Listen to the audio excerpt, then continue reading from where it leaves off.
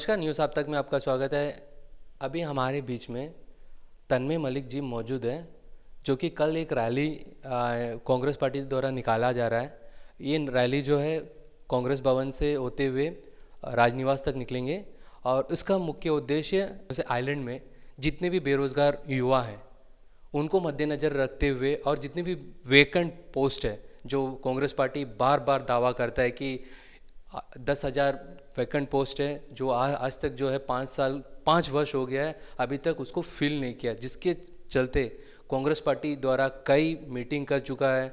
कई संगठन इनके साथ में जुड़े थे। इनके माध्यम से ये भी कहा गया था कि एक हंगर स्ट्राइक भी किया जाएगा, परंतु उस हंगर स्ट्राइक तो हुआ नहीं। तो वो क्यों नहीं हुआ और आगे कल क्या करने जा रहा है और क्यों करने जा रहा है ये रैली, इसके बारे में जानेंगे तन्मय मलिक जी से। तन्मय मलिक जी, ये पहले बताइए, सबसे पहले आप जो ये आंदोलन स्टार्ट किया था, ये सब आप ही ने स्टार्ट किया था कांग्रेस पार्टी के माध्यम से, तो उस समय में आपको काफ़ी लोगों ने आपको सपोर्ट किया। कई सारे आपने व्हाट्सएप ग्रुप बनाए, कई बच्चे, कई अंडमान निकोबार के बेरोज़गार बच्चे आपके साथ में जुड़े। उसके बाद में क्या हुआ और कल जो आप रैली निकालने जा रहा है उसको क्या सोच के वो रैली को निकाला जा रहा है?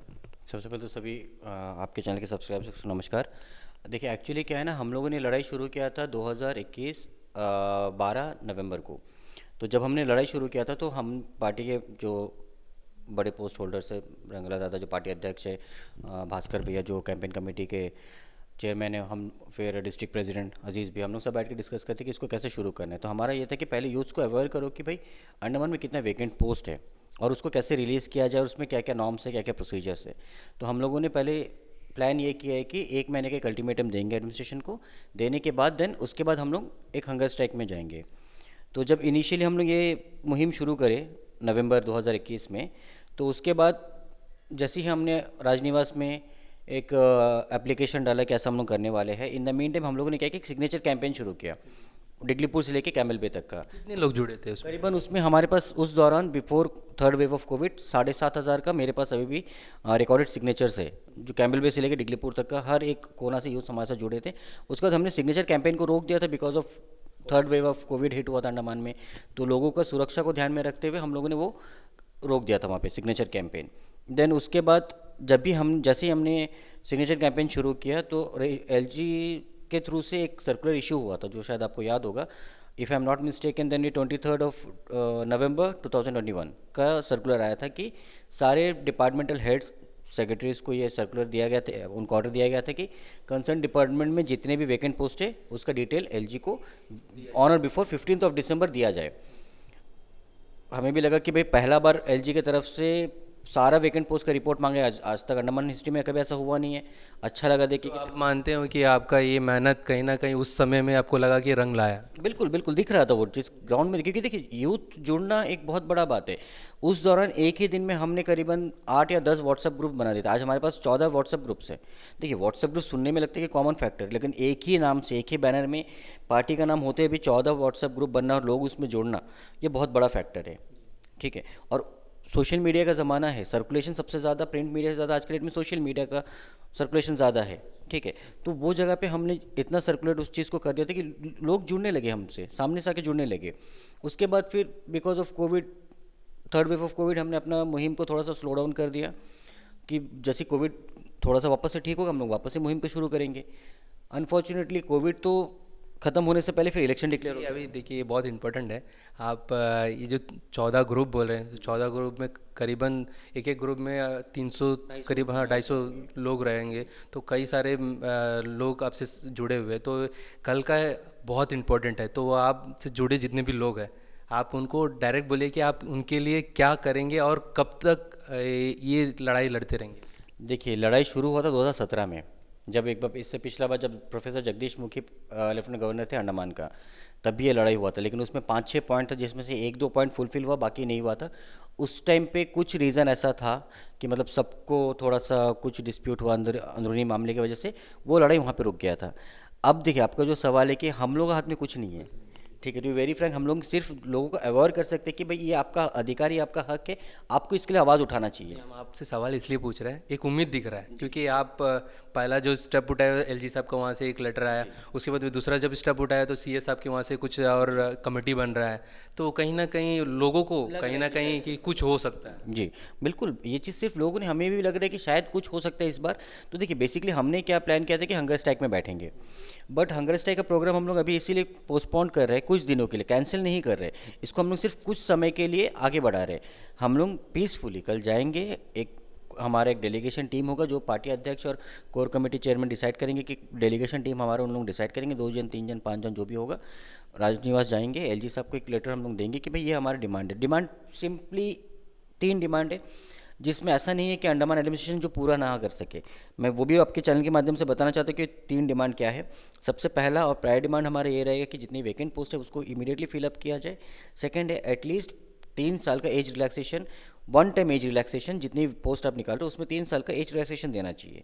थर्ड हमारा है कि जितने भी group B non gazetted post है, जितने भी ग्रुप सी पोस्ट है, उसमें आपको लोकल आइलैंडर्स को प्रायोरिटी देना है, उनके लिए जॉब रिजर्व करना है। साथ में ये भी बता दीजिए, ये जो आप रैली निकालेंगे इसमें कोई और संगठन के आपके साथ में सहयोग करेंगे? देखिए क्योंकि ये पॉलिटिकल बैनर के अंडर में हम लोग कर रहे हैं, तो कोई भी संगठन अपना बैनर लेके नहीं आ रहे, बट जो संगठन में जैसे मान लीजिए कोई भी एक्सवाइजेड ऑर्गेनाइजेशन है, एनजीओ आप ले लीजिए, जो उसके मेंबर्स है, जो उसके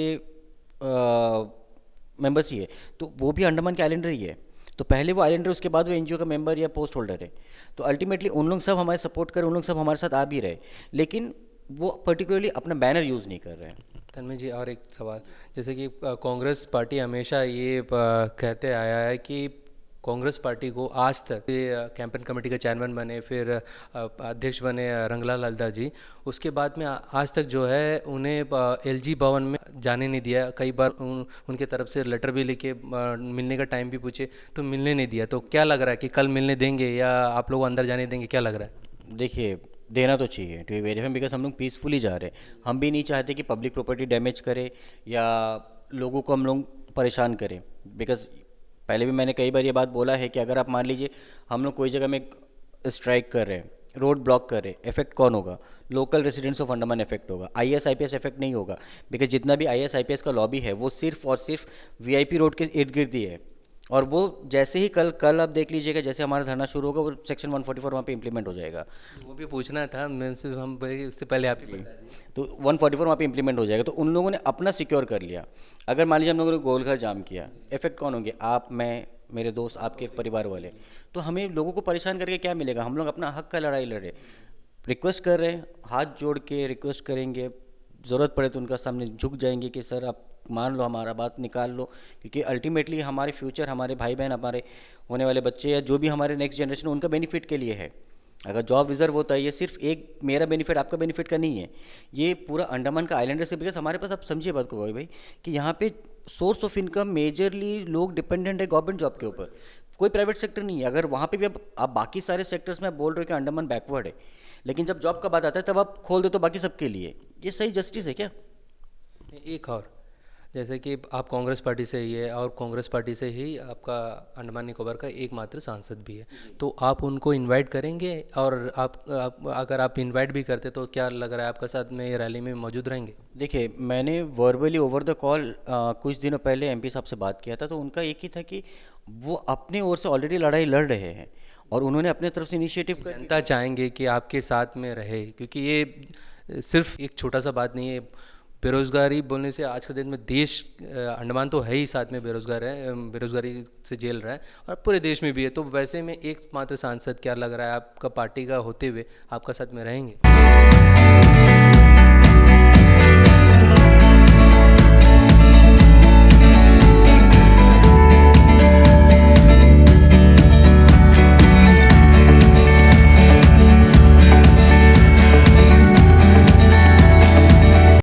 वही मैं आपको पूरा बताना था। जब मेरे उनसे लास्ट टाइम बात हुई थी तो उनका ये था कि उन्होंने अपना लड़ाई ऑलरेडी शुरू कर दी, वो अपने लेवल पे लड़े। देखिए हर लड़ाई हर किसी का बस का बात नहीं है, राइट। अब उनको हम लोग पूरे आइलैंडर्स ने चुन के उनको भेजा पार्लियामेंट में आवाज़ उठाने के लिए, वो पार्लियामेंट में अपना काम करे। इन द मीन टाइम वो मेंबर ऑफ पार्लियामेंट से पहले इस आइलैंड का बेटा है, तो वो डेफिनेटली साथ रहेंगे। लास्ट जो मेरा उनके साथ कॉन्वर्सेशन हुआ था रिगार्डिंग 100% जॉब रिजर्वेशन और ये जो कैंपेन हम लोग चला रहे, क्लियरली उनका यही इंडिकेशन था, क्लियरली उनका स्टेटमेंट यही था कि आप लोग करो, जो भी मेरे से मदद पड़े, जो भी मेरे से बन पड़े, हम लोग करेंगे साथ में मिलके, और जब भी उनका ज़रूरत होगा बुलाएंगे, एक आवाज़ में वो हाजिर है। तो डेफिनेटली उम्मीद है कि कल एमपी कुलदीप भैया भी रहेंगे हमारे रैली में। और जब रैली आप निकालेंगे कांग्रेस भवन से राजनिवास के लिए, तो रास्ते में अगर रोक देते तो आप क्या करेंगे? कुछ नहीं, अगर रोकते हैं तो देखिए उनके हाथ में पूरा पावर है। रोकते हैं, हम सिर्फ रिक्वेस्ट ही करेंगे कि आप हमें आगे जाने दीजिए, एटलीस्ट पूरा भीड़ को ना जाने दें, एटलीस्ट डेलीगेशन टीम को आप राजनिवास तक जाने दें, एलजी साहब से मिलने। बिकॉज एलजी किसके लिए बैठे हुए हैं? सिर्फ वो 20-25 आईएएस ऑफिसर्स के लिए नहीं है, वो पूरा आइलैंडर्स के लिए है। ये आइलैंडर का फिलहाल के लिए, अगर ये आइलैंडर एक परिवार है तो परिवार का head of the family LG है। तो अगर आपके बच्चों को तकलीफ है तो आप क्यों नहीं सुनेंगे? आप सिचुएशन से भागना सॉल्यूशन नहीं है, आप सिचुएशन को फेस कीजिए। ठीक है, आपको कोविड से डर है, हो सकता है कोई भी रीज़न कि आप कोविड की वजह से, आप जैसा मैंने सुना है कि कोविड की वजह से वो लोगों से मिलना नहीं चाहते, हो सकता है, आई डोंट नो।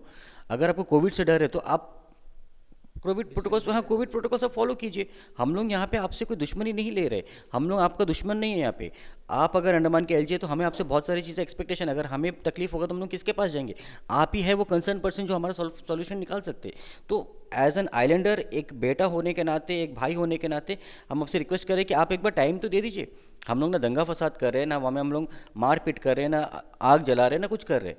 तो आप को टाइम देने में क्या दिक्कत है? देखिए अगर आप पॉजिटिवली नहीं जाएंगे, अगर आप पीसफुली चीज़ों का रफली हैंडल करेंगे तो फिर अनफॉर्चुनेटली सिचुएशन वर्स्ट होगा ही होगा। हम लोग ये चीज़ कोई धमकी नहीं दे रहे, बट वो सिचुएशन अगर हमने देखिए शुरुआत से बोला कि पीसफुल करेंगे, तो आप भी सपोर्ट कीजिए ना, कोऑपरेट कीजिए ना। और अब तक किए भी हैं आप लोगों ने। बिल्कुल, देखिए अभी तक आप कहीं पे नहीं बोल सकते कि एक भी मेरा स्टेटमेंट कहीं पे भी प्रोवोकिंग था, यूथ को भड़काने के लिए, यूथ को गलत डायरेक्शन में ले जाने के लिए एक सिंगल स्टेटमेंट मेरा ना सोशल मीडिया में रहा है, ना कोई सोशल प्लेटफॉर्म में रहा है, ना ही किसी भी इंसान से मैंने इंडिविजुअल भी कभी कहा है। आखिरी में आपके साथ में जितने भी लोग जुड़े हैं और जितने उम्मीद करके अंडमान निकोबार के बच्चे, वैसे यूथ आपको देख रहे हैं और ये चैनल को जो देखेंगे, ये वीडियो को जो देखेंगे, उनके लिए आप आखिरी में क्या कहना चाहेंगे? देखिए, और ये लड़ाई कब तक लड़ेंगे? जब तक ये तीनों डिमांड पूरा ना हो। सबसे आखिरी सवाल का सबसे पहला जवाब है कि जब तक इस चीज़ का सोल्यूशन नहीं होगा, नो मैटर व्हाट, ये लड़ाई कंटिन्यू रहेगा। और एक सबसे मेन इंपॉर्टेंट रिक्वेस्ट है, क्योंकि देखिए जहाँ पे नाम पार्टी का जुड़ा है तो सभी आइलैंडर से रिक्वेस्ट है कि इसको पार्टी वाइज जज ना करें। बार बार मेरा स्टेटमेंट एक ही रहा है कि आप लोग इसको पार्टी वाइज जज ना करें। बिकॉज अगर आप इसको पार्टी वाइज देखेंगे तो अगर पॉलिटिकल प्रोपेगेंडा हम लोग को बनाना ही होता तो हम लोग 2000, देखिए PRI election, PBMC election already हो गया, local body election has been done. अब आने वाला इलेक्शन है एमपी इलेक्शन, लोकसभा इलेक्शन, जो कि 2024 में, आज से करीबन 1.5 से 2 साल बाद है। तो अगर हमें पॉलिटिकल प्रोपेगेंडा बनाना होता तो हम लोग 2024 से पहले 6 महीना 7 महीना पहले इसको वापस से जगाते और फिर शुरू करते। ये थे तन्मय मलिक जी, जो कि आप सभी को मालूम है कि कल एक रैली निकाला जाएगा कांग्रेस भवन से लेकर राजनिवास तक। उसके बारे में हमने इनसे विस्तार से जाने और आपको बताया इन्होंने कि कल कैसा ये रैली निकालेंगे और आने वाले दिनों में इनका तरफ से क्या क्या स्टेप उठाया जाएगा। धन्यवाद। अंडमान से जुड़ी सभी छोटी बड़ी खबरें देखने के लिए हमारे अपने न्यूज आज तक यूट्यूब चैनल को सब्सक्राइब करें और बेल आइकॉन प्रेस करना ना भूलें। हमारा अपना न्यूज आज तक, अब सच देखेगा अंडमान।